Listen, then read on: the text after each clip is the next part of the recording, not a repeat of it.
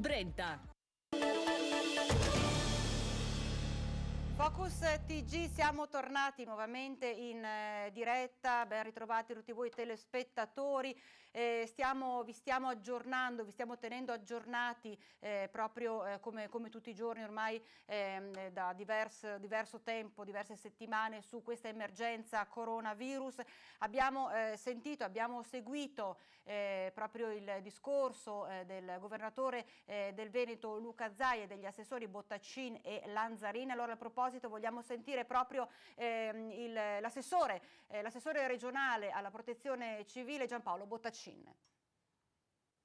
Per quanto riguarda le mascherine, voi sapete che abbiamo già iniziato la distribuzione alle province. Già nella giornata di ieri sono state consegnate 550.000 mascherine in proporzione agli abitanti. Facciamo consegne giornaliere, non so ancora di preciso quante ne verranno. Un'altra tranche è partita stamattina alle 9, 9 e mezza per tutte e 7 le province, non so quante me ne consegneranno oggi, ma noi facciamo che tutto quello che arriva entro la mezzanotte e poi la mattina dopo parte per le province, sempre suddiviso in maniera proporzionale agli abitanti delle province e dopo le province le distribuiscono in proporzione agli abitanti dei comuni. Noi ci facciamo una videoconferenza tutti i giorni con le province proprio per ragionare su vari temi, fra cui anche questo. Le modalità sono in capo ai sindaci, ma è stato definito dalle province sono state definite delle linee guida individuando delle logiche comuni per la distribuzione. Sono state condivise da loro e quindi si segue un po' quell'indicazione lì, quindi sostanzialmente laddove è possibile si arriva a domicilio, dove non è possibile arrivare al domicilio si utilizzeranno canali alternativi sostanzialmente, quindi punti di distribuzione dove il cittadino andrà a prendersele.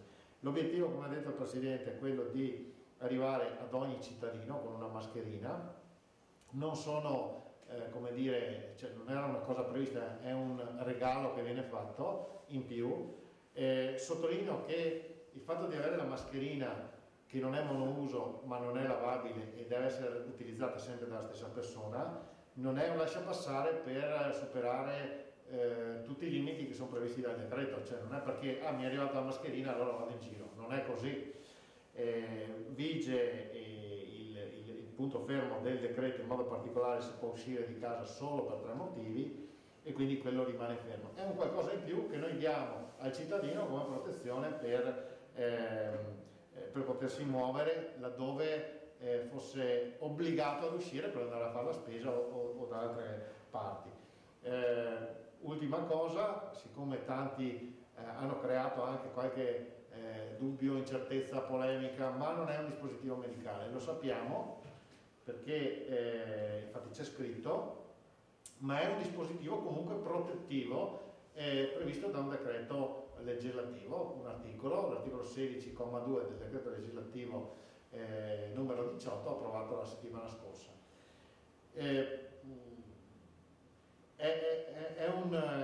In Italia, perché poi il paradosso è questo, in Italia per poter scrivere che è un DPI, un dispositivo di protezione individuale o un dispositivo medicale servono determinate certificazioni europee. Adesso non vi sto a elencare le Euronorm, ma sono quelle che l'Istituto Superiore della Sanità richiede questo.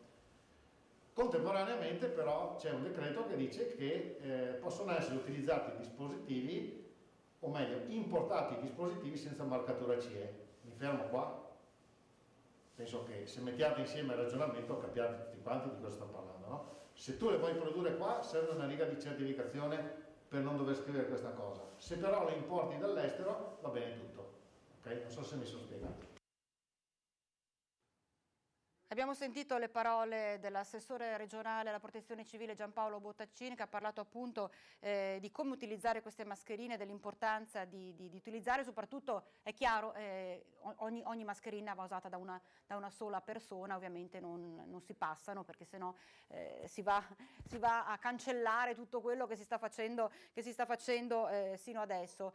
Un appello forte, un appello alla solidarietà, quello che sta lanciando lanciando e continua a lanciare l'associazione degli imprenditori Helios, che si sta impegnando per raccogliere fondi per acquistare strumentazione da donare all'ospedale. E sono nel frattempo tantissimi gli appelli che stanno arrivando anche da personaggi dello spettacolo, personaggi famosi, personaggi che hanno a che fare, che conoscono bene la realtà anche del Bassanese, e lanciano questo appello a tutti voi per contribuire a raccogliere denaro per comprare, acquistare materiali e strumentazioni da consegnare, da donare poi all'ospedale, al San Bassiano, perché sappiamo soprattutto l'importanza dei respiratori diventa vitale e in questa circostanza mai come ora avere respiratori all'interno delle strutture ospedaliere è di fondamentale, di vitale importanza. Allora cominciamo proprio con l'appello che ha lanciato uno dei maghi più famosi, soprattutto nel nostro territorio, il giovanissimo Andrew Basso. Amici del Bassanese, amici della ULSS 7 Pedemontana, amici della mia terra. Ciao, sono Andrew Basso, artista dell'impossibile. Qualcuno mi ha superato, ha fatto qualcosa di straordinario. Grazie a Helios stanno arrivando all'ospedale di Bassano attrezzature mediche necessarie per salvare le nostre vite. Già operative dai prossimi giorni riusciranno a stravolgere la situazione attuale in questa emergenza sanitaria. Cosa possiamo fare noi? Anche con un piccolo aiuto, ma di tutti quanti insieme possiamo contribuire a questa missione vitale. Ora crediamo nell'impossibile e contribuiamo per vincere insieme. Abbiamo sentito una grande battaglia che possiamo portare avanti tutti insieme. Allora vediamo assieme come fare e che numeri fare proprio, che IBAN, a quale IBAN appoggiarci per poter fare questa donazione. Vediamo assieme. Siamo tutti uniti nella battaglia contro il male invisibile, il coronavirus. Aiutiamo i nostri malati, aiutiamo il nostro ospedale a sopravvivere a questa pandemia. Associazione Helios, per questa emergenza, sta raccogliendo fondi per acquistare ventilatori, 10 letti da terapia semi-intensiva, 10 letti di terapia intensiva, un ecografo, 20 pulsiossimetri per dipartimento emergenza, per pediatria, per reparto ricoveri positivi, un sistema di broncoaspirazione e fibroendoscopio, monitor multiparametrici. Partecipa anche tu con un contributo all'associazione Helios. IBAN IT 25 U05 38 76 02 600 000 3534 5382. Contribuisci per vincere insieme. E ricordiamo Helios già da diverso tempo è attiva per, questa associazione Onlus di imprenditori bassanesi è attiva per appunto acquistare materiale e strumentazione indispensabile di ultimissima tecnologia da donare all'ospedale. Oggi davvero si chiede e chiede l'aiuto di tutti voi. Parlavo di personaggi dello spettacolo. Dello spettacolo, diverse persone che si sono riunite, si sono ritrovate per cercare di concretamente dare un forte appoggio ad Helios, e proprio tramite i messaggi che ci hanno inviato, che sono arrivati anche alla nostra redazione, hanno voluto dire a tutti voi e vogliono dire a tutti voi: continuate, contribuite, aiutate i medici ad aiutarci. Allora vediamo per esempio l'imprenditore Livio Serradura. Gli imprenditori dell'associazione Helios chiedono il vostro contributo per l'acquisto di materiale medico ospedaliero da destinare all'ULSS 7 per contrastare il Covid-19. Rendiamo contagiosa la solidarietà.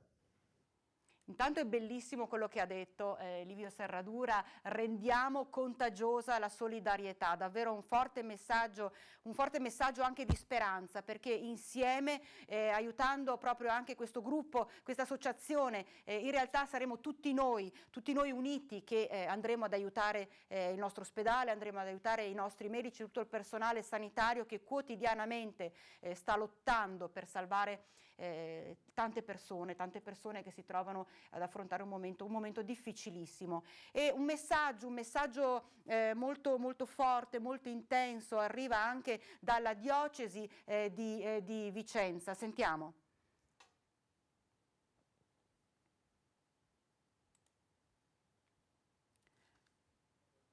Vediamo se dalla regia riescono, dalla diocesi, il messaggio appunto della diocesi di Vicenza.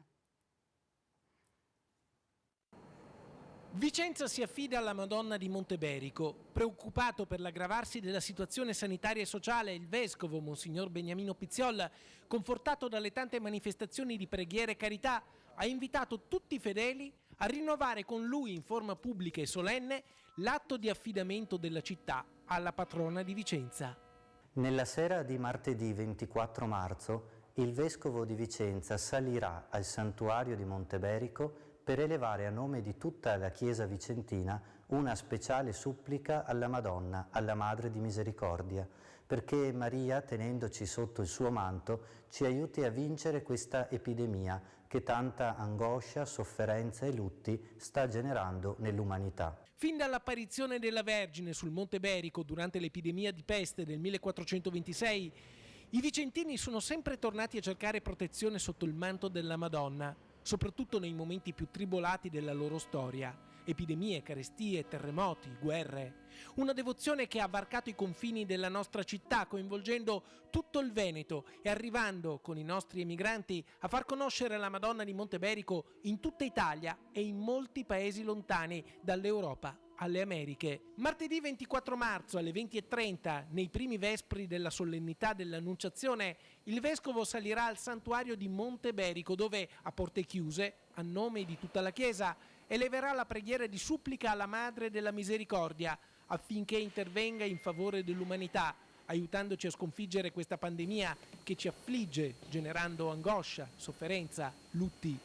Nel compiere questo importante atto di affidamento, la Diocesi di Vicenza si impegna, non appena sarà possibile, a realizzare una nuova opera caritativa per il pernottamento e i pasti delle persone che arrivano da fuori città per assistere ed essere vicini ai propri cari ammalati. Il vescovo Beniamino invita ogni fedele a unirsi a lui in questo speciale atto di affidamento alla Vergine.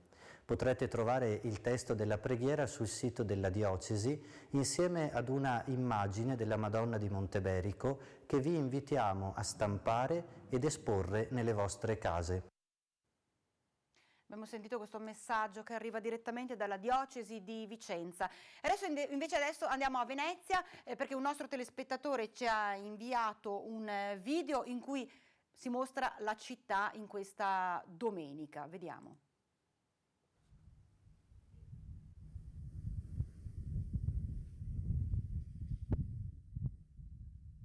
Domenica, Piazza San Marco. Non c'è nessuno.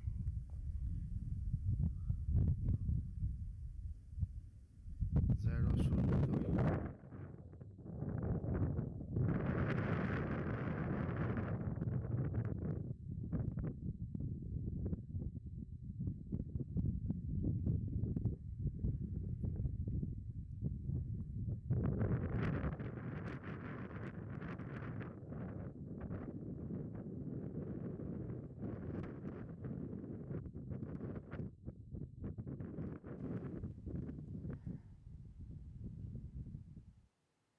È una Venezia che davvero fa impressione vista così deserta, però come ho sempre detto tante volte questo è un bene, perché vuol dire che le persone stanno recependo questo messaggio fortissimo che stiamo cercando di inviarvi noi attraverso le nostre telecamere, che continua a lanciare il governatore del Veneto Luca Zaia, continuano a lanciare tutti i sindaci, tutti gli amministratori, e non solo di restare a casa.